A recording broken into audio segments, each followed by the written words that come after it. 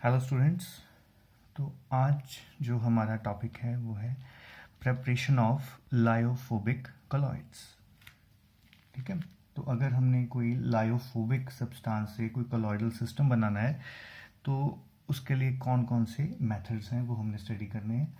तो इसमें से सबसे पहला जो मेथड है वो है dispersion method. First method is dispersion method.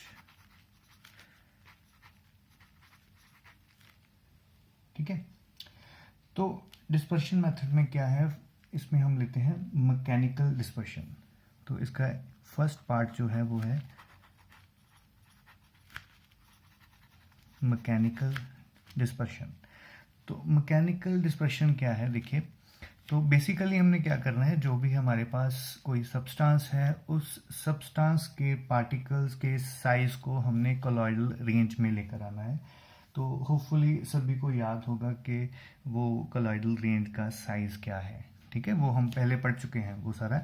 तो अभी हमने ये स्टडी करना है कि पार्टिकल्स को कॉलॉइडल साइज में कैसे लेके आना है। ठीक है, तो उसके लिए फर्स्ट जो बेसिक मेथड है वो है डिस्पर्शन मेथड, और उसमें फर्स्ट हमने जो करना है वो है मैकेनिकल डिस्पर्शन। तो इसमें एक जो मैकेनिज्म है या हम बोल सकते हैं एक अपरेटस है इसका, वो क्या है, कॉलॉइड मिल। कॉलॉइड मिल, ठीक है।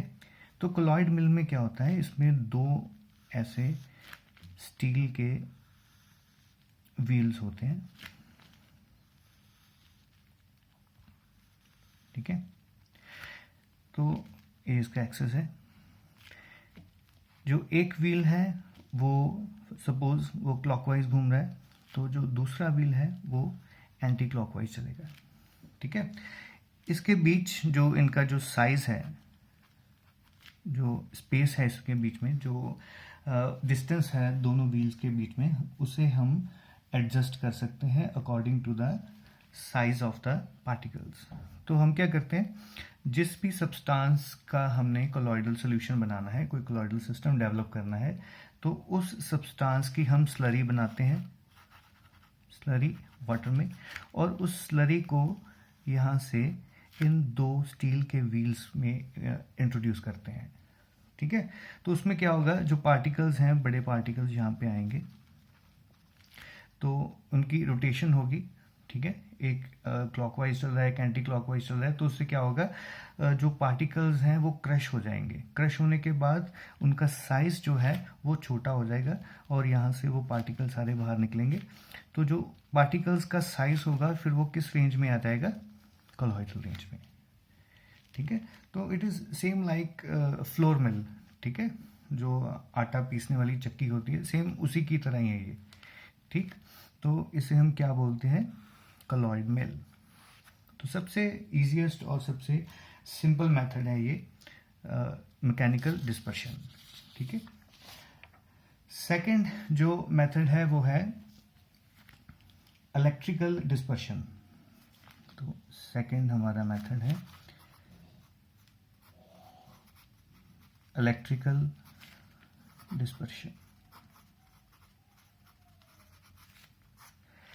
ठीक है, तो इसमें जो ऑपरेटर्स हैं उसमें क्या होता है, तो सबसे पहले देखते हैं, सेंटर में एक कंटेनर होगा इस तरह, उस कंटेनर के अराउंड एक बड़ा सा ट्रफ होता है, और उस सारे ट्रफ में आइस जो है हमने फिल की होती है। यहाँ पे सारे जो है वो क्या है, आइस।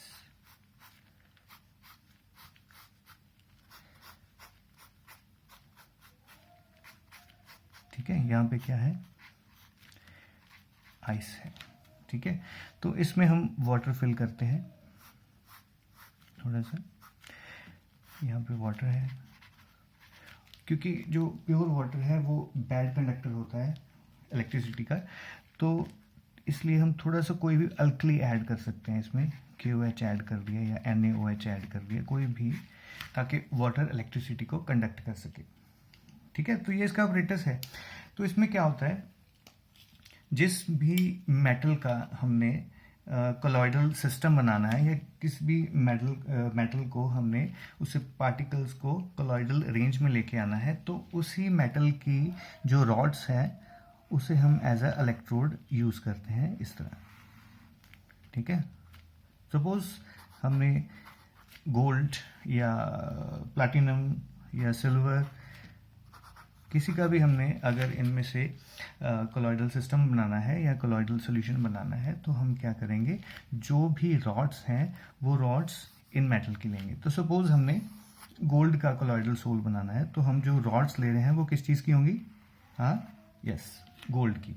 ठीक है, तो ये दोनों रॉड्स जो हैं वो गोल्ड की हैं और इसे हम कनेक्ट कर देते हैं हाई वोल्टेज के साथ। जब इसके बीच में से हम इलेक्ट्रिसिटी जो है पास करेंगे तो क्या होगा, इन दोनों इलेक्ट्रोड्स में एक स्पार्क जो है वो डेवलप होगा। ठीक है, तो जब स्पार्क बनेगा तो उससे क्या होगा, बहुत सारी हीट जो है जनरेट होगी और वो इस मेटल को, जो हीट इस स्पार्क के जनरेट हो रही है वो इस मेटल को इवेपोरेट कर देगी, इसके वेपर्स बन जाएंगे। तो जब ये वेपर वाटर में जाएंगे तो उसके अराउंड क्या है, आइस, तो वो सारे के सारे क्या हो जाएंगे, एग्रीगेट कर जाएंगे, ऐसे एग्रीगेट कर जाएंगे और एग्रीगेट करके इस कंटेनर के बॉटम में बैठ जाएंगे। तो जो वो एक एग्रीगेट बनेगा, जो अलग अलग पार्टिकल्स जो मेटल से वेपराइज हुए थे और आइस के कारण वो सारे के सारे एग्रीगेट कर गए, तो उस एग्रीगेट का जो साइज होगा वो कोलॉइडल रेंज में होगा। ठीक है, तो इस तरह से हम इलेक्ट्रिकल मेथड यूज करके हम जो है कोलॉइडल पार्टिकल्स की प्रोडक्शन कर सकते हैं। ठीक है, तो थर्ड मेथड है जो बहुत इंपॉर्टेंट है एग्जामिनेशन पॉइंट ऑफ व्यू के साथ, तो वो है पेप्टाइजेशन।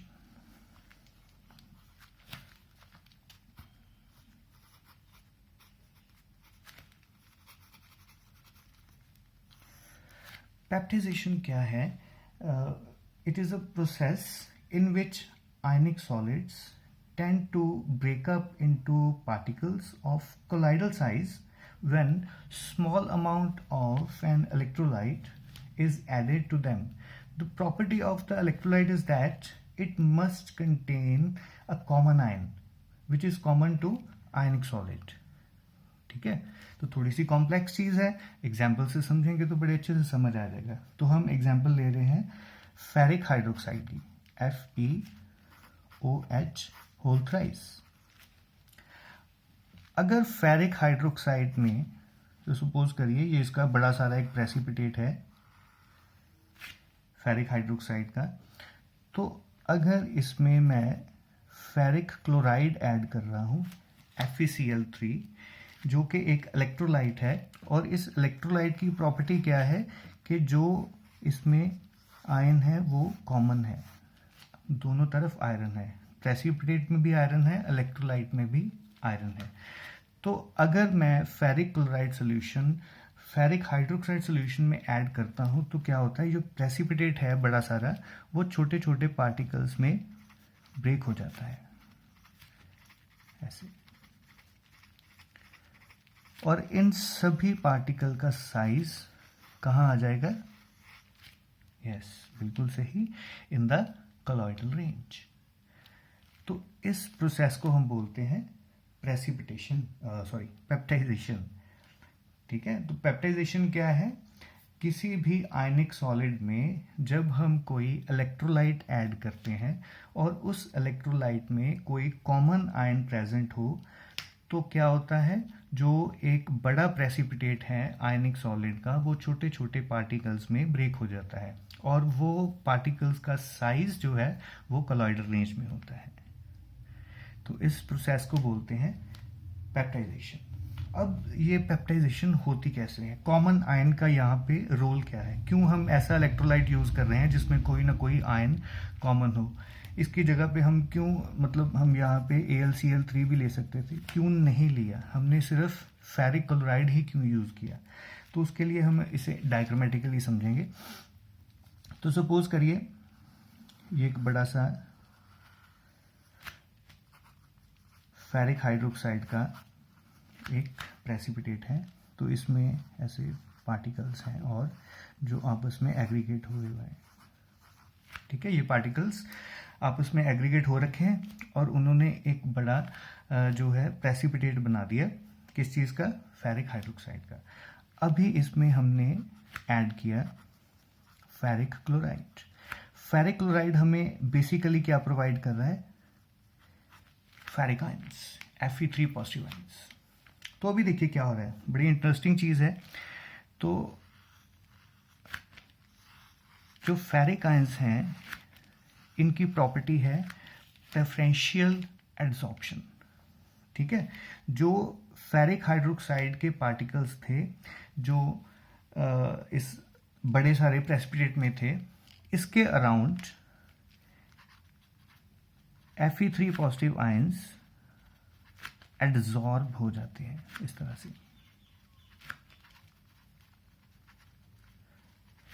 ठीक है, यहां पे भी हो गए।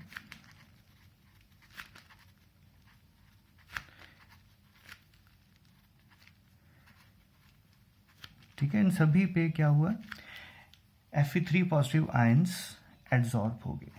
ये सभी के सभी कौन से पार्टिकल हैं, ferric hydroxide, FeOH whole thrice. तो अभी क्या होगा, तो अगर हम एक ये पार्टिकल देखते हैं तो इस पार्टिकल के ऊपर Fe3 पॉजिटिव आयंस जो हैं वो एड्सॉर्ब हो गए हैं, और एड्सॉर्प्शन होने के बाद इस पार्टिकल के ऊपर जो नेट चार्ज है वो कौन सा होगा, पॉजिटिव चार्ज, क्योंकि जितने भी पार्टिकल्स, जितने भी आयंस इसके ऊपर एड्सॉर्ब हुए हैं वो सारे के सारे जितने भी हैं वो कौन से हैं, कैटायंस, पॉजिटिवली चार्ज आयंस हैं। तो सारे के सारे जो ये पार्टिकल्स थे ये क्या हो गए, पॉजिटिवली चार्ज हो गए। ठीक है, तो अभी ये पॉजिटिवली चार्ज हैं, तो हमें पता है जो सेम चार्ज होता है वो एक दूसरे को रिपेल करता है।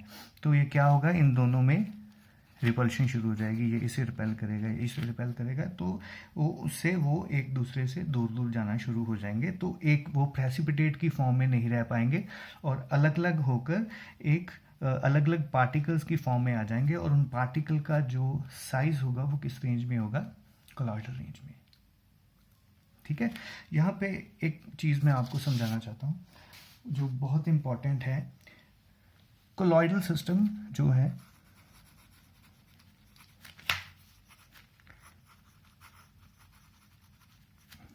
ये दो तरह का हो सकता है, तो ये माइंड में रखने वाली चीज़ है, एक स्टेबल और एक अनस्टेबल। तो बेसिकली मैं आपको क्या समझाने की कोशिश कर रहा हूं कि जो कोलॉइडल सिस्टम है उसे हम स्टेबल कब डिफाइन करेंगे और उसे हम अनस्टेबल कब बोलेंगे। ठीक है, तो स्टेबल कब बोलेंगे, देखिए अगर डिस्पर्शन मीडियम में, सपोज ये एक बीकर है और ये हमारा डिस्पर्शन मीडियम है, इसमें हमने कोई भी डिस्पर्शन फेज ऐड कर दिया, पार्टिकल्स ऐड किए जिनका साइज कोलॉइडल रेंज में है, डिस्पर्स्ड फेज ऐड कर दिया, तो अगर तो ये पार्टिकल्स कॉन्टिन्यूसली घूम रहे हैं, ठीक है, एक जगह पे सेटल नहीं हो रहे, कॉन्टिन्यूसली मोशन में है, तो हम बोलेंगे ये कोलॉइडल सिस्टम जो है वो स्टेबल है। ठीक, अनस्टेबल कब बोलेंगे, अगर डिस्पर्स्ड फेज के पार्टिकल्स डिस्पर्शन मीडियम में थोड़ी देर के बाद उसके जो कंटेनर है उसके बॉटम के नीचे बैठ जाएंगे, एग्रीगेट कर जाएंगे या प्रेसिपिटेशन उनकी हो जाएगी, तो हम बोलेंगे वो कोलॉइडल सिस्टम अनस्टेबल है। समझ आ रही है बात? स्टेबल कौन सा है, जिसमें डिस्पर्स्ड फेज के पार्टिकल्स कॉन्टिन्यूसली मूव करते रहते हैं, वो एक स्टेबल सिस्टम होता है। जिसमें पार्टिकल्स की प्रेसिपिटेशन हो जाए या वो कंटेनर के बॉटम पे बैठ जाए, तो उसे हम बोलेंगे वो कोलॉइडल सिस्टम क्या है, अनस्टेबल है। ठीक है, तो ये जो है बात याद रखनी बहुत इंपॉर्टेंट है। तो यहाँ पे भी क्या हो रहा है, कोलॉइडल सिस्टम कैसे बना, तो अगर ये फेरिक हाइड्रोक्साइड के पार्टिकल्स हैं जिन पे positively charge ferric ions adsorb हो चुके हैं, तो इन पे नेट चार्ज कौन सा है, पॉजिटिव। तो कॉन्टिन्यूसली क्या करेंगे, ये एक दूसरे को रिपेल करेंगे तो ये एग्रीगेट नहीं हो पाएंगे तो ये नीचे प्रेसिपिटेट नहीं बना पाएंगे। तो अगर प्रेसिपिटेट नहीं बना पाएंगे, कॉन्टिन्यूसली मोशन में है, तो हम बोलेंगे ये सिस्टम जो है एक स्टेबल सिस्टम है। ठीक है, समझ आ गई। तो आज हम इतना ही करेंगे। तो ये 3 मेथड्स बहुत इंपॉर्टेंट हैं, इसमें से सबसे इंपॉर्टेंट है पेप्टाइजेशन। ठीक है, तो इस पे कॉम्प्रीहेंशन भी आ सकता है, छोटे क्वेश्चन भी बन सकते हैं इसमें, तो इसे आपने अच्छे से समझ लेना है। ठीक है, नोट्स मैं आपको अपलोड कर देता हूँ अभी, तो आप सभी के सभी इसे कॉपी कर लें। ठीक है, तो अपना ध्यान रखिए, take care, stay at home, stay safe. Thank you.